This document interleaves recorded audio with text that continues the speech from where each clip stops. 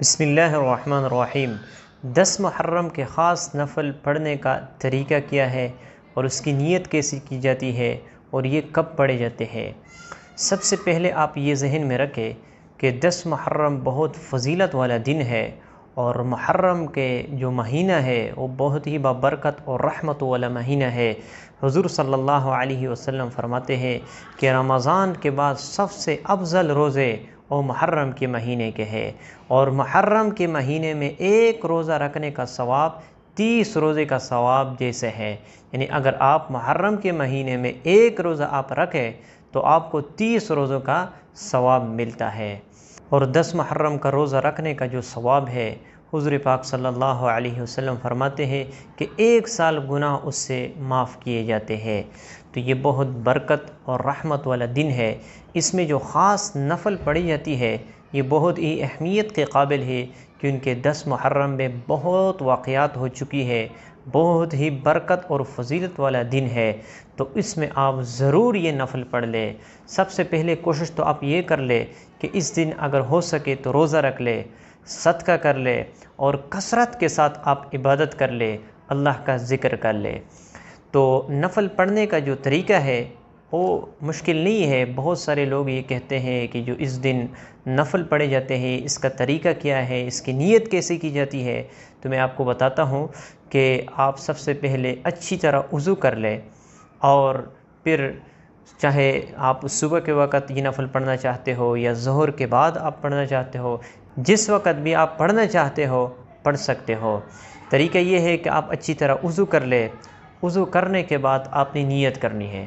نیت آپ اس طرح کر لیں کہ میں 2 رکعت نفل نماز پڑھتا ہوں واسطے اللہ کے، منہ میں کعبہ شریف کی طرف اللہ اکبر۔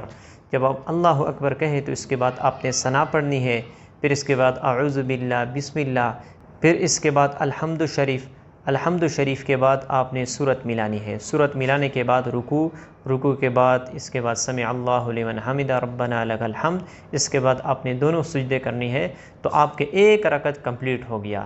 اس کے بعد نے دوسرے رکعت کے لیے اٹھنا ہے اور بسم اللہ الرحمن الرحیم پڑھنا ہے، اور اس کے بعد الحمد شریف کے بعد سورت ملانا ہے۔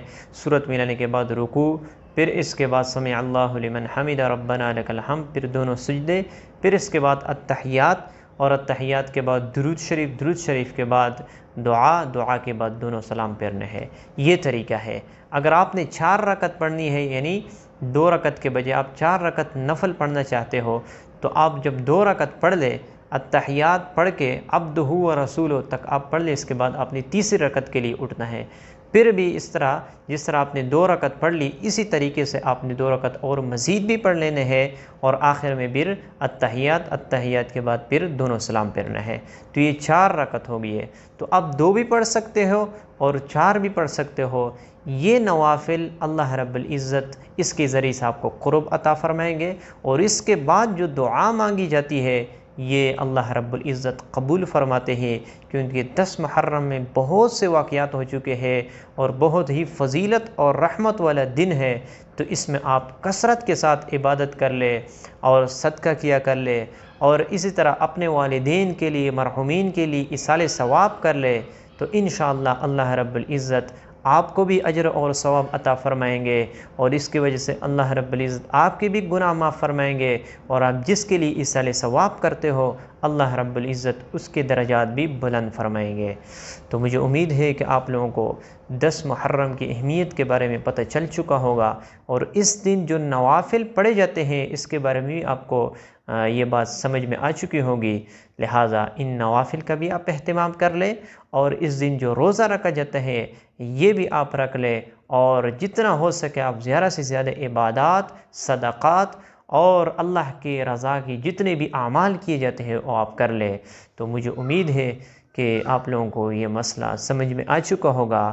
اگر کوئی سوال ہو تو آپ ضرور پوچھ سکتے ہو۔ اللہ تعالی ہمارے مشکلات کو ختم فرمائے۔